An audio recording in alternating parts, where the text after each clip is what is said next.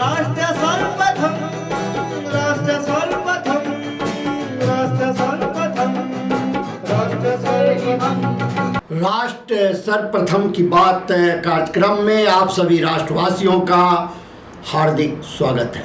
पाकिस्तान सरकार ने शनिवार को पुष्टि की कि उसने भारत से संपर्क कर युद्ध विराम पर सहमति जताई है। यह फैसला हाल ही में दोनों देशों के बीच बढ़ते सैन्य तनाव और सीमा पर लगातार हो रही तनातनी के मद्देनजर लिया गया है। युद्ध विराम की घोषणा के बाद भारतीय सशस्त्र बलों की ओर से एक संयुक्त प्रेस वार्ता आयोजित की गई, जिसमें भारतीय नौसेना के कमांडर रघुवीर आर नायर, वायुसेना की विंग कमांडर व्योमिका सिंह और थल सेना की कर्नल सोफिया कुरैशी शामिल थी।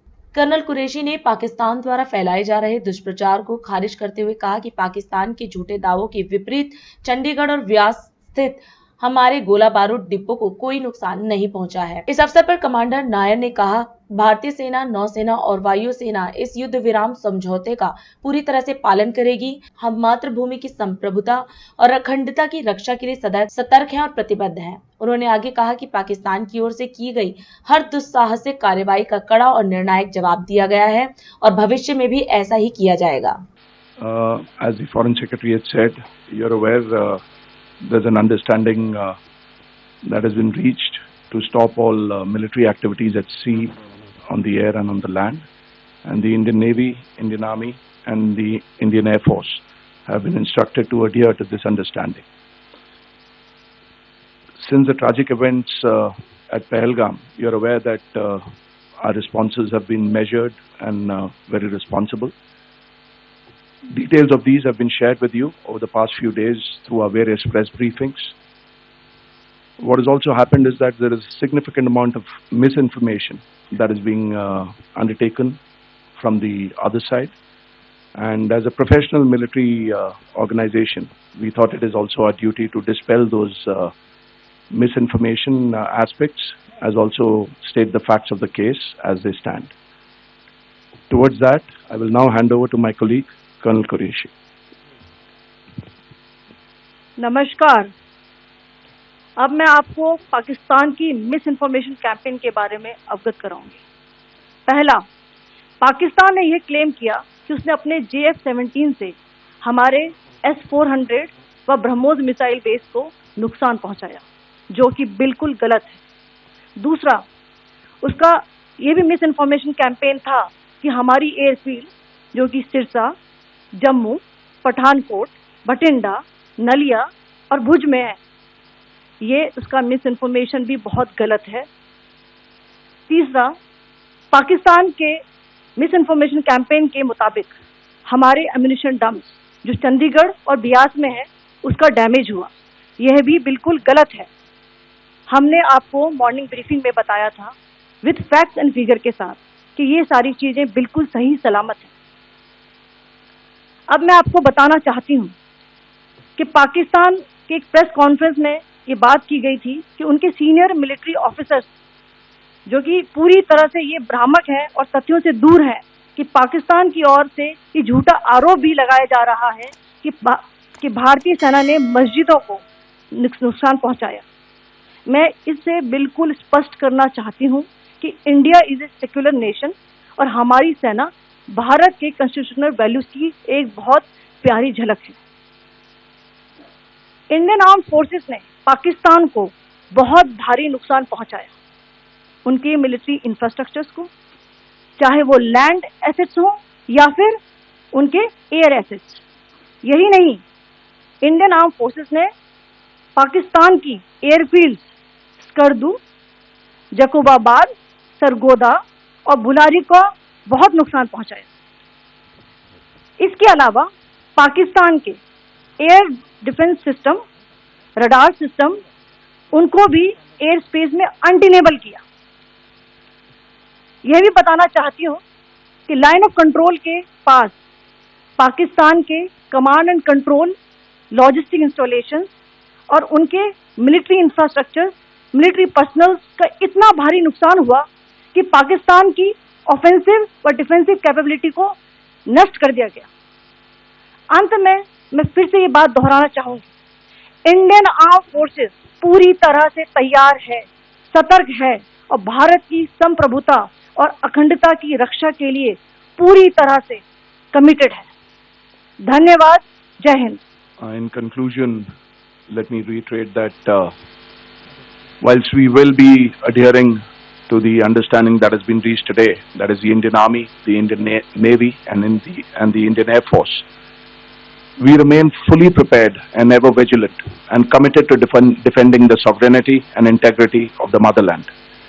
Every misadventure by Pakistan has been met with strength, and every future escalation will invite a decisive response. We remain fully operationally ready to launch whatever operations may be required in defense of the nation. Thank you very much, ladies and gentlemen. Bharat Pakistan के बीच जारी तनाव के मद्देनजर दिल्ली की मुख्यमंत्री रेखा गुप्ता ने मौजूदा हालात की समीक्षा करते हुए राजधानी के सभी सरकारी अस्पतालों के मेडिकल सुपरिटेंडेंट के साथ एक अहम बैठक की। इस बैठक में मुख्यमंत्री ने अधिकारियों को किसी भी आपात स्थिति से निपटने के लिए पूरी तरह तैयार रहने के निर्देश दिए। बैठक के बाद मीडिया को संबोधित करते हुए मुख्यमंत्री रेखा गुप्ता ने कहा कि हालात चाहे जैसे भी हो, हमारे सभी सरकारी अस्पताल पूरी तरह सतर्क और मुस्तैद हैं। डॉक्टरों और स्वास्थ्य कर्मियों की टीमें 24 घंटे जनता की सेवा में तत्पर हैं। हालात कुछ भी हों, परंतु हमारे सभी गवर्नमेंट हॉस्पिटल पूरी तरीके से मुस्तैद हों और जनता की सेवा में कार्यरत रहें। आज हमारे सभी हॉस्पिटल्स के एमडीज को हमने यहाँ पे आमंत्रित किया और उन सब से हॉस्पिटल के अंदर की सारी व्यवस्थाएं जो चल रही हैं उसका अपडेट लिया है। कोई दवाई की कमी, कोई स्टाफ की कमी, किसी भी तरीके की जो व्यवस्थाएं हैं उसको अपडेट करने का पूरे कार्रवाई की जा रही है। और आयुष्मान योजना, वय वंदन योजना के माध्यम से जितने भी पेशेंट्स आ रहे हैं उन सब का इलाज वहां पे बेहतरी से हो और हर व्यवस्था में, हर परिस्थिति में हमारे एडमिनिस्ट्रेशन, हमारे हॉस्पिटल, हमारे डॉक्टर मुस्तैद रहने चाहिए। हमारे सारे हॉस्पिटल्स इसके लिए पूरी तरह से इमरजेंसी के लिए तैयार हैं, विद ऑल इक्विपमेंट, जो प्राइमरी इक्विपमेंट्स होते हैं उसके साथ तैयार खड़े हैं। इसी पे हमारी चर्चा भी हुई है, ये भी एक पार्ट था। और हमारे हॉस्पिटलों में हर चीज की सुविधा मिलेगी इमरजेंसी के लिए, अगर कोई ऐसी आपात व्यवस्था आती है तो। दवाइयां हमारी 100% अपडेटेड है। इमरजेंसी जितनी भी दवाइयां चाहिए वो अवेलेबल है हॉस्पिटल के अंदर, उसमें कोई समस्या नहीं है। प्रिपरेशन हमारी देखिए, हेल्थ सेक्टर की मॉक ड्रिल क्या है, doctors should be all active, क्योंकि डॉक्टर्स को इलाज करना है पेशेंट का। तो डॉक्टर्स हमारे एक्टिव है। मॉक ड्रिल तो उनका तो रोज का मॉक ड्रिल है। इमरजेंसी सर्विसेज में जो डॉक्टर्स ड्यूटी करते हैं उनको तो रोज ऐसी इमरजेंसीज के लिए प्लस माइनस के लिए तैयार है, वो मॉक ड्रिल के लिए तैयार है। हमारा हॉस्पिटल, दिल्ली गवर्नमेंट के हॉस्पिटल, नर्सेज, हमारे फोर्थ क्लास सब तैयार हैं कोई भी इमरजेंसी के लिए। कि डिजास्टर वार्ड की जरूरत नहीं है, हमने कुछ स्पेशल बेड जरूर रखे हैं ऐसी इमरजेंसीज के लिए और रहेगा। कोई भी ऐसी इमरजेंसी आएगी, दिल्ली गवर्नमेंट, हेल्थ डिपार्टमेंट, मैं आपको इंश्योर करता हूं कि हर चीज के लिए तैयार है। मानसरोवर गार्डन निवासी स्वर्गीय गुलशन कुमार मदान उर्फ टोनी की अंतिम यात्रा आज उनके निवास स्थान से निकाली गई, जिसे सुभाष नगर स्थित बेरीवाला बाग ले जाया गया। वहां उनके इकलौते पुत्र रिकी मदान ने उन्हें मुखाग्नि दी। इस भावुक अवसर पर मदान परिवार की दुख में शामिल होने के लिए समाज के विभिन्न वर्गों से बड़ी संख्या में लोग उपस्थित हुए। दिल्ली प्रदेश अध्यक्ष, नेशनल टीवी चैनल सर्वधर्म संगम के news head, Delhi Bihar state एवं दैनिक इंडिया दर्पण के संपादक ललित सुमन, कांग्रेस नेता व टिम्बर व्यापारी रमेश पोपली, मोहम्मद उमर, संजय मदान, अमित कुमार, महेंद्र महान, छोटे भाई महेश मदान, काले, शेरा मदान, दुष्यंत, सचदेवा परिवार, धुआ परिवार, दामाद गौरव एवं उनके परिजन समेत अनेक गणमान्य नागरिकों ने दिवंगत आत्मा को श्रद्धांजलि अर्पित की। इस मौके पर क्षेत्र की अनेक महिलाएं एवं पुरुष भारी संख्या में उपस्थित रहे और मदान परिवार को सांत्वना दी।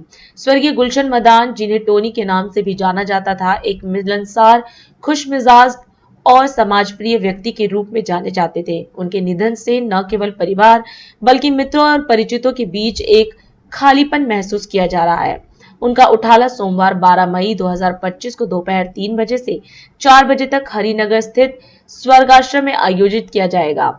ईश्वर से प्रार्थना है कि वह दिवंगत आत्मा को अपने श्री चरणों में स्थान दे और मदान परिवार को इस अपूर्णीय क्षति को सहन करने की शक्ति प्रदान करे। भारत और पाकिस्तान के बीच जारी तनावपूर्ण हालात के बीच देश और सीमाओं पर तैनात बहादुर सैनिकों के सम्मान में दिल्ली मेडिकल एसोसिएशन द्वारा एक विशेष रक्तदान शिविर का आयोजन किया जा रहा है। यह शिविर 12 मई 2025 को सुबह 10 बजे से शाम 4 बजे तक दिल्ली के दरियागंज स्थित डीएमए हॉल में आयोजित होगा।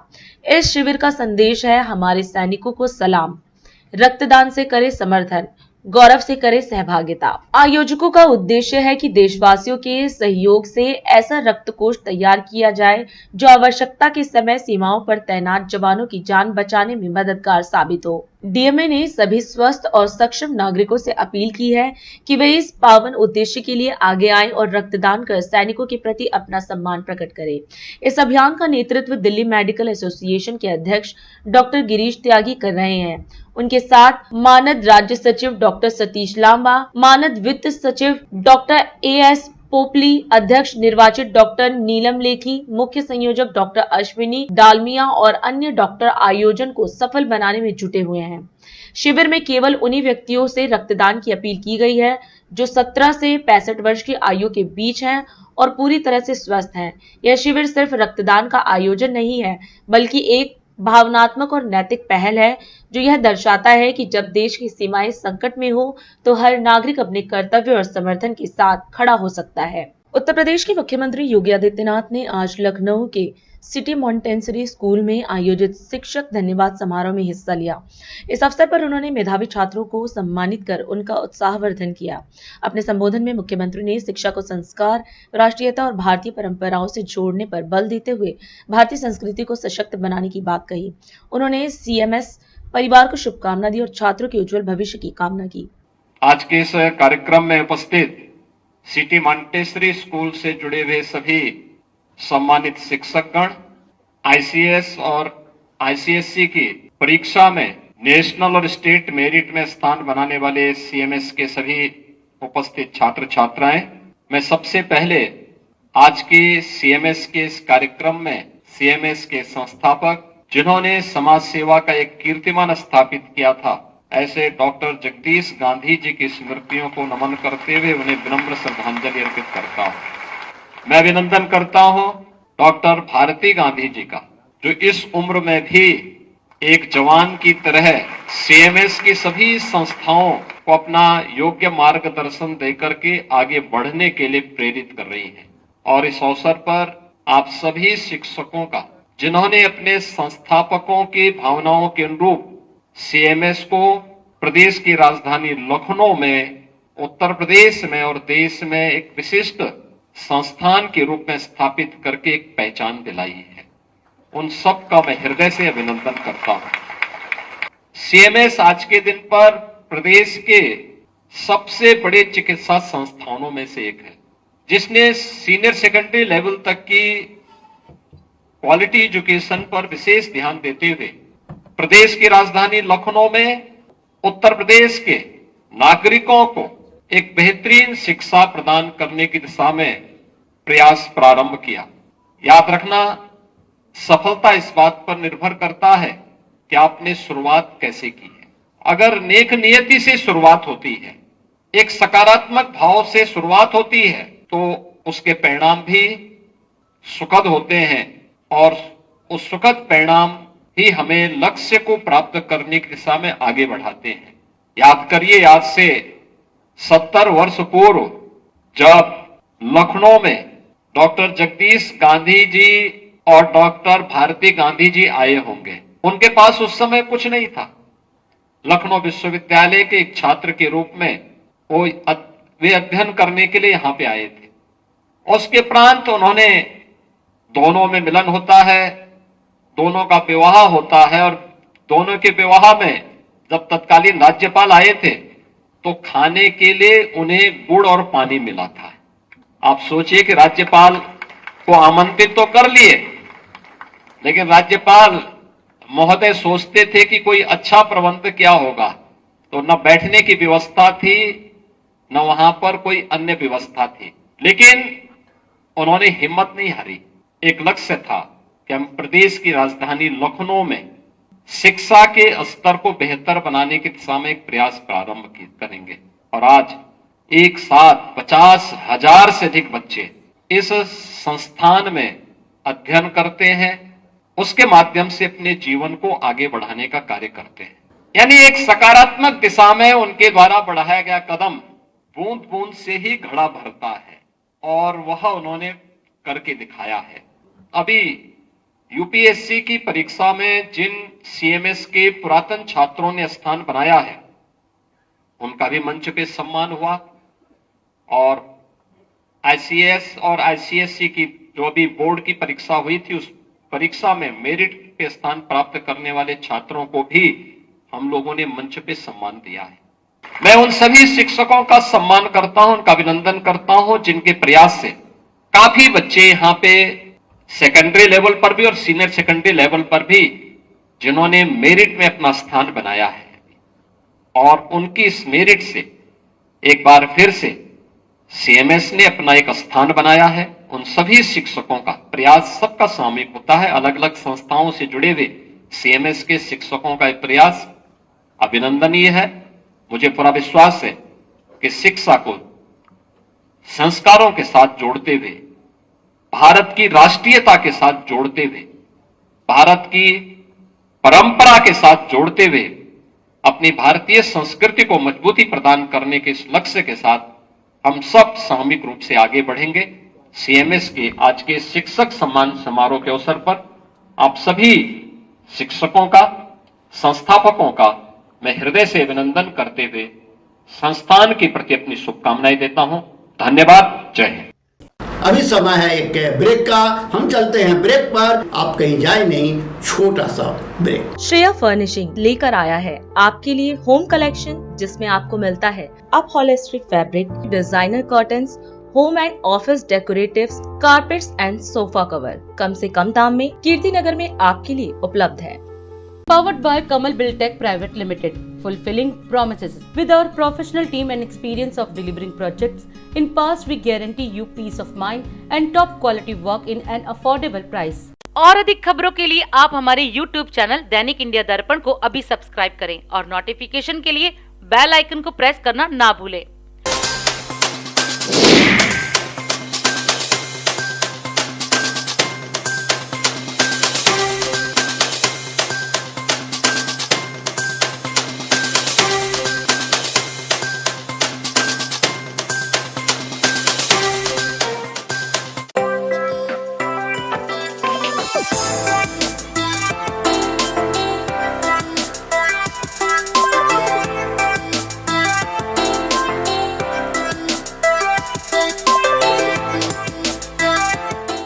राष्ट्र सर्वप्रथम की बात कार्यक्रम में ब्रेक के बाद एक बार फिर आप सभी राष्ट्रवासियों का स्वागत है। केंद्रीय गृह मंत्रालय ने सभी मीडिया चैनलों को सलाह जारी कर कहा है कि वे सामुदायिक जागरूकता अभियानों के अलावा अपने कार्यक्रमों में नागरिक सुरक्षा, हवाई हमले के सायरन की आवाज का इस्तेमाल न करें। भारत ने निर्णय लिया है कि भविष्य में किसी भी आतंकी कार्रवाई को भारत के खिलाफ युद्ध की कार्रवाई माना जाएगा और उसी के अनुसार जवाब दिया जाएगा। पाकिस्तान की आक्रामकता का मुकाबला करने के लिए भारत लगातार काम कर रहा है। भारत ने चौतरफा हमला पाकिस्तान पर कर दिया है, जिससे पड़ोसी मुल्क बेहद चिंताग्रस्त हो गया है।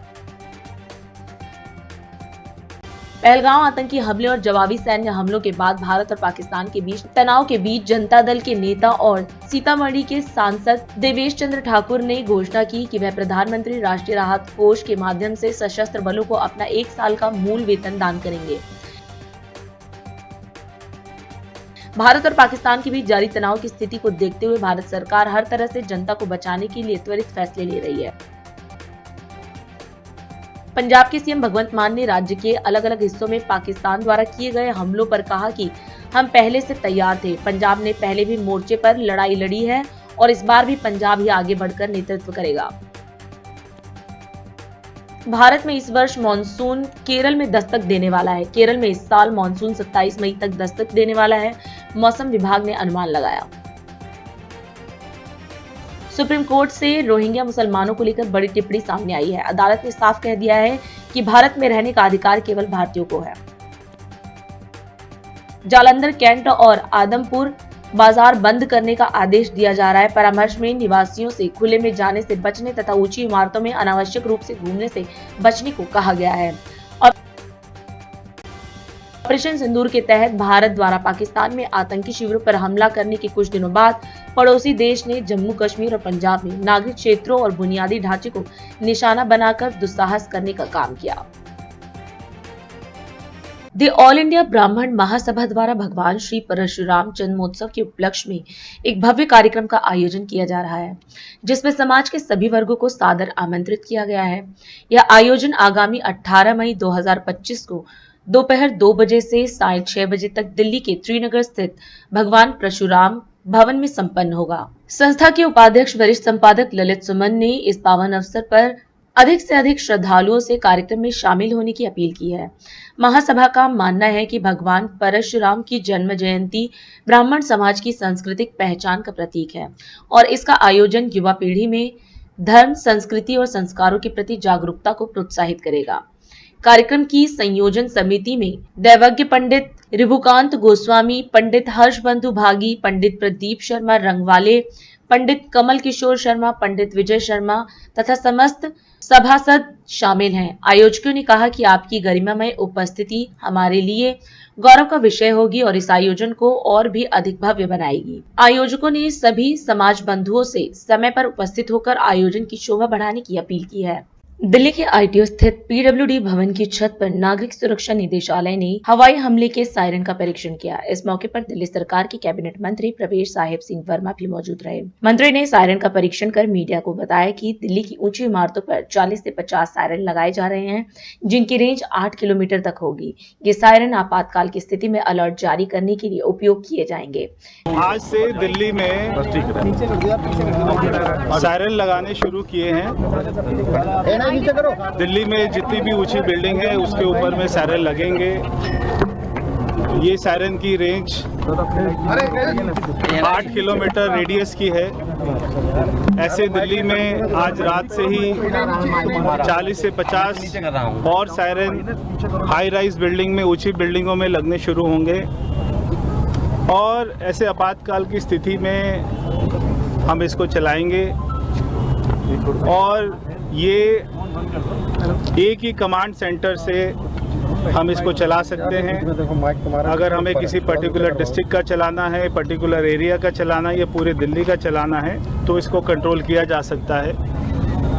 5 मिनट के करीब में सायरन बजा करेगा कोई भी ऐसी स्थिति आती है और ये सायरन हमारे कमांड सेंटर से जीएसएम पे, एचएफ पर और ब्लैकआउट की स्थिति में भी हम इसको काम में लेके आ पाएंगे। रवि जी, क्या इसके लिए कोई मुख्यालय होगा या आप लोग खुद इसको मॉनिटर करेंगे? कैसे इसको ऑपरेट किया जाएगा? थोड़ा सा ये पूरा कंट्रोल होगा, नेशनल डिजास्टर मैनेजमेंट के अंडर में होगा और ये क्योंकि पीडब्ल्यूडी की हाई राइज बिल्डिंग है इसलिए आज यहाँ पर लगाया गया है। आज से रात से ही 40-50 की संख्या में और भी लगेंगे। दिल्ली सरकार कितनी तैयार? पूरे दिल्ली को इससे कवर करेंगे और दिल्ली सरकार की, भारत सरकार की जो भी भारत सरकार की तरफ से जो भी निर्देश आएंगे, दिल्ली सरकार उसके लिए एकदम तैयार है।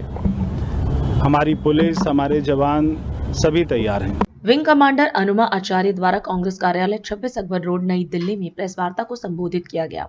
इस अवसर पर उन्होंने कहा कि देश में मौजूदा हालात को देखते हुए हम भारतीय सेनाओं के शौर्य और साहस को सलाम करते हैं। उन्होंने बताया कि 9 मई को सुप्रीम कोर्ट ने महिला अधिकारियों के पक्ष में अहम निर्देश दिया है। कोर्ट ने शॉर्ट सर्विस कमीशन की महिला याचिकाकर्ताओं को अगली सुनवाई तक सेवा में बहाल करने का आदेश दिया। उन्होंने कहा कि जस्टिस सूर्यकांत ने कहा है कि इस समय महिला अधिकारियों का मनोबल ऊंचा रहना चाहिए क्योंकि वे बेहद प्रतिभाशाली हैं। आज देश में जो स्थिति है उसमें हम अपने देश की सबसे भरोसेमंद संस्था भारतीय सेनाओं के लिए अपनी प्रतिबद्धता दोहराते हैं और भारतीय सेना के शौर्य साहस को श्रद्धापूर्वक सैल्यूट करते हैं। कल 9 मई को ऑनरेबल सुप्रीम कोर्ट का निर्देश महिला अधिकारियों के पक्ष में आया, जिसमें शॉर्ट सर्विस कमीशन महिला अधिकारी जो पेटिशनर थी उनको अगली सुनवाई तक सेवा में बहाल करने के लिए सुप्रीम कोर्ट ने कहा है।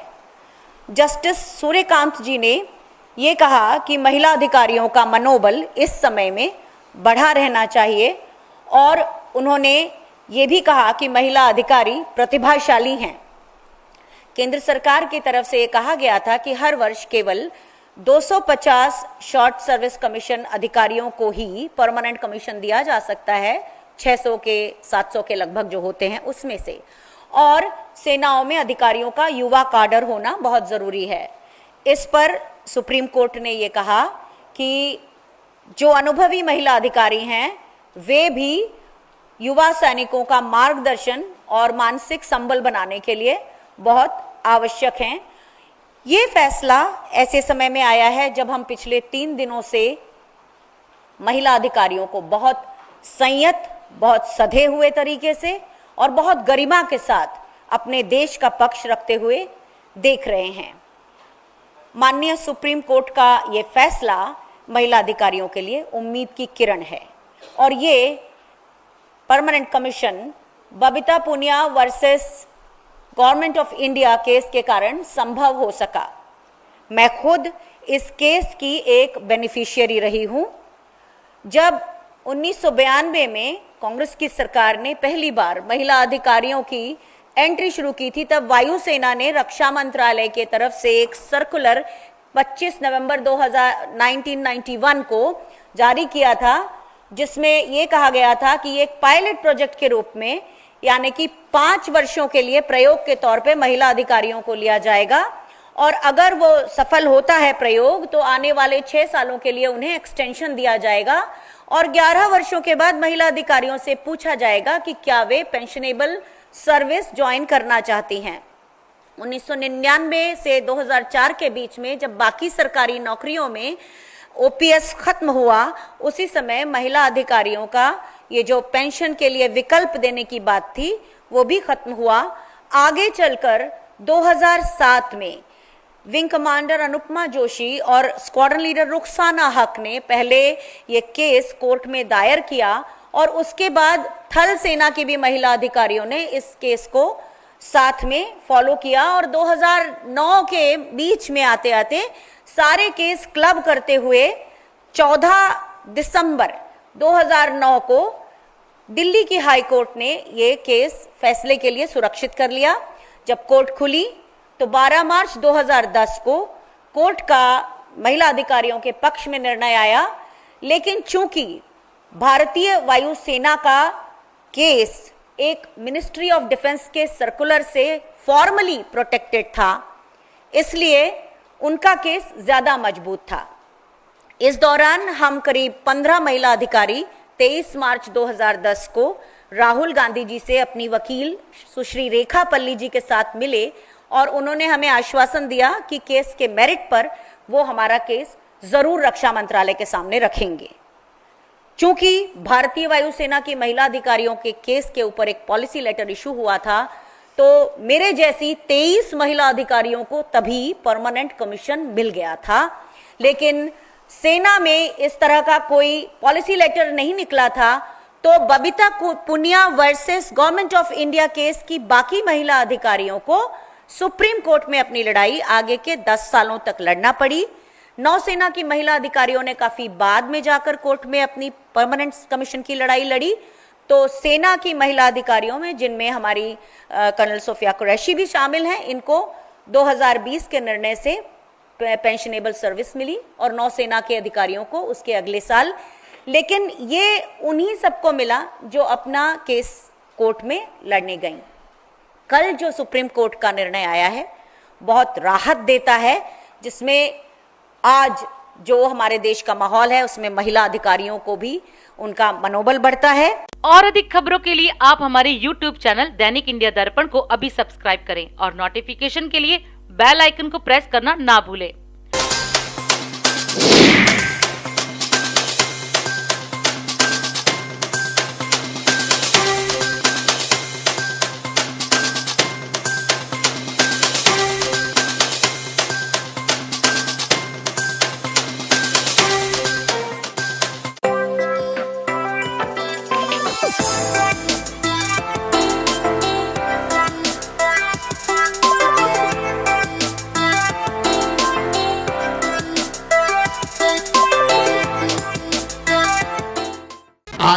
हम इस कार्यक्रम में आपसे विदा लेते हैं। आप अन्य खबरों के लिए बने रहे। राष्ट्र सर्वप्रथम, वंदे मातरम, जाग उठा है भारत। राष्ट्र सर्वप्रथम